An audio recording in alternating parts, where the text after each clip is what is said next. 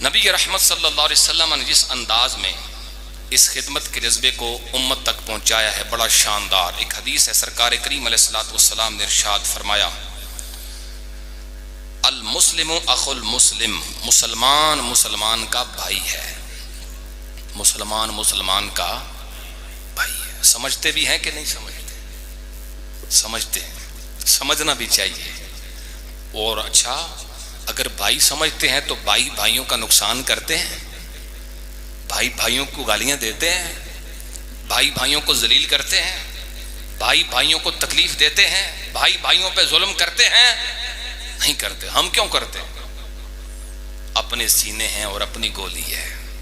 ظلم ڈرتے ہی نہیں لوگ، ظلم کرتے ہو. میرے بھائیوں، میں آج کس نشست میں التجا کروں، ہم بھائی ہیں، اور جو بھائی ہوتا ہے وہ بھائی بنتا بھی ہے. وہ میاں صاحب نے کہا نا، بائی پائیاں دیاں باواں.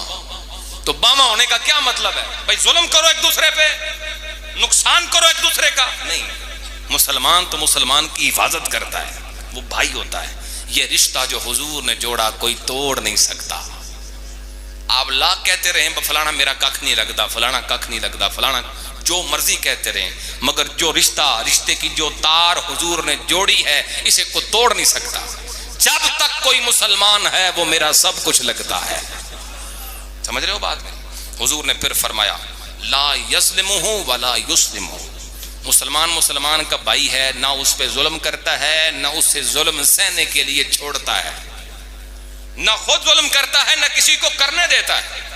اپنے بھائی کی آگے رکاوٹ بنتا ہے، حفاظت کے لیے آڑ بنتا ہے. پھر حضور نے فرمایا من کان فی حاجت اخی، جو اپنے بھائی کی حاجت میں ہو، اس کے کسی کام میں لگا ہو، جو اپنے مسلمان بھائی کے کام میں لگا ہو، حضور فرماتے کان اللہ فی حاجتہ، جب تک وہ مسلمان کے کام میں ہوتا ہے میرا رب اس کی حاجتیں پوری کرتا رہتا ہے.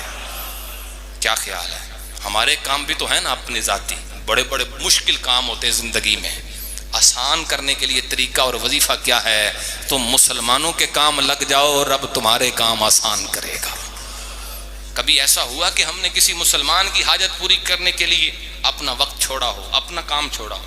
ہم کہتے ہیں نہیں، میرا پہلے تے باقی بعد ہے.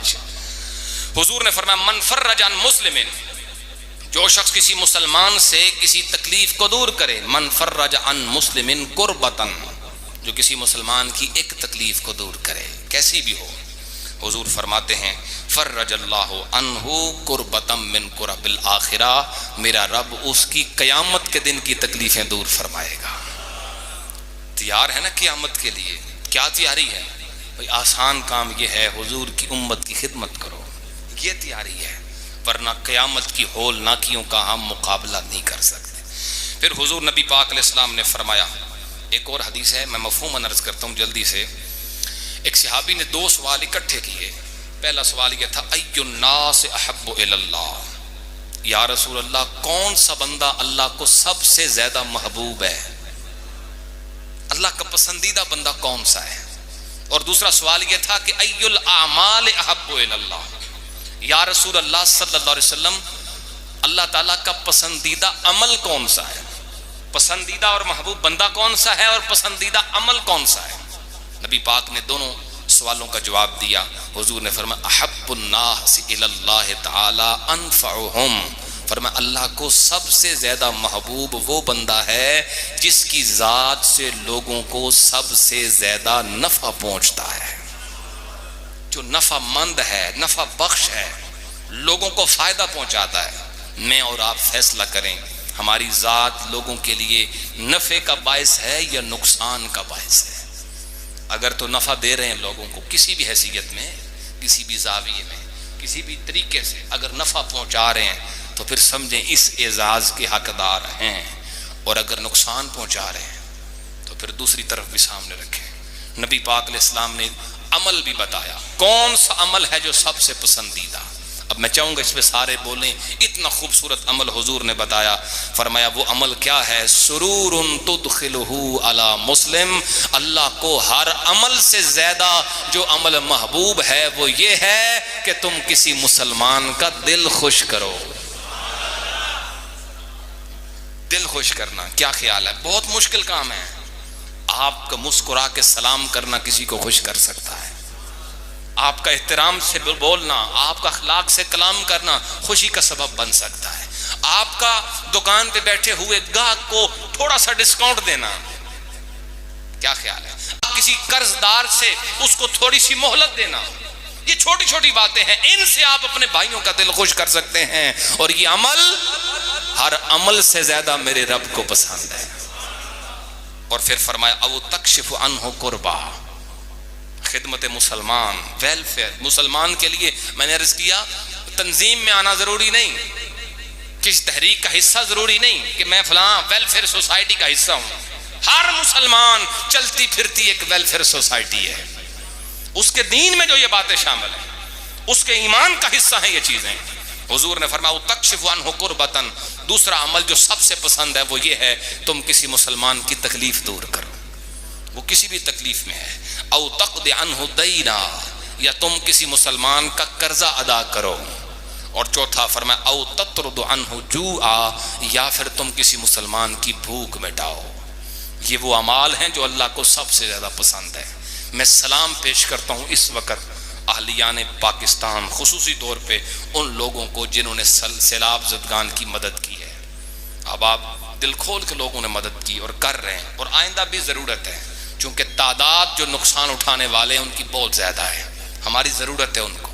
میں سب سے پہلے تو یہ بات عرض کروں گا کہ وہ 5 7 10 عورتیں یا وہ 5 7 لوگ جو انسانیت کے نام پہ لوگوں کو لوٹتے بھی ہیں اور لوگوں کی عقیدتوں کا رخ بھی اپنی طرف کرتے ہیں، وہ موم بتی مافیا آج بھی منظر سے غائب ہیں، اور آج بھی میدان عمل میں اگر نظر آ رہے ہیں تو داڑھی اور پگڑی والے مولوی نظر آ رہے ہیں۔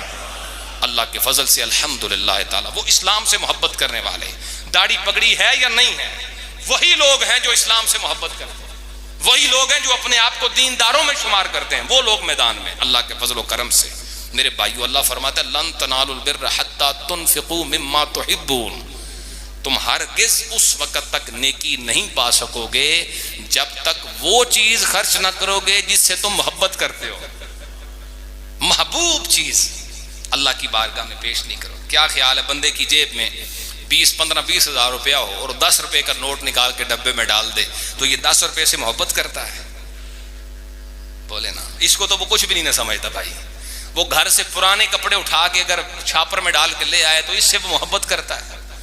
محبوب چیز کو پیش کرنا ہوگا، اور یہ بہت بڑی قربانی کی بات نہیں ہے، میں آپ کی خدمت میں عرض کروں اس وقت بس ترجیحات کو بدلنا ہے، ہمیں تھوڑی دیر کے لیے، تھوڑے وقت کے لیے اپنی ترجیحات کو چینج کرنا ہے۔ ترجیحات کا کیا مطلب ہے؟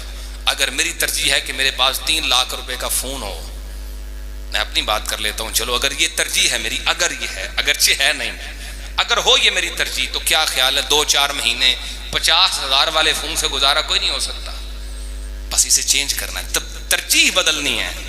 اگر ایک ہفتے میں ہمارے بچے 10 مرتبہ پیزا کھاتے ہیں یا 4 مرتبہ یا 5 مرتبہ وہ پارٹی کرتے ہیں، پیزے کھاتے ہیں جا کے، فضول پیسے 10-15 ہزار اڑاتے ہیں، تو کیا خیال ہے 2-4 مہینے اگر وہ صبر کر لیں گے تو کیا حرج ہے؟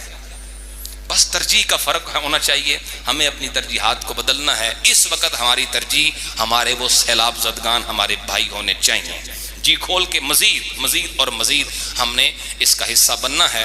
اللہ تبارک و تعالی اس کا بہت اجر ہمیں عطا کرے گا۔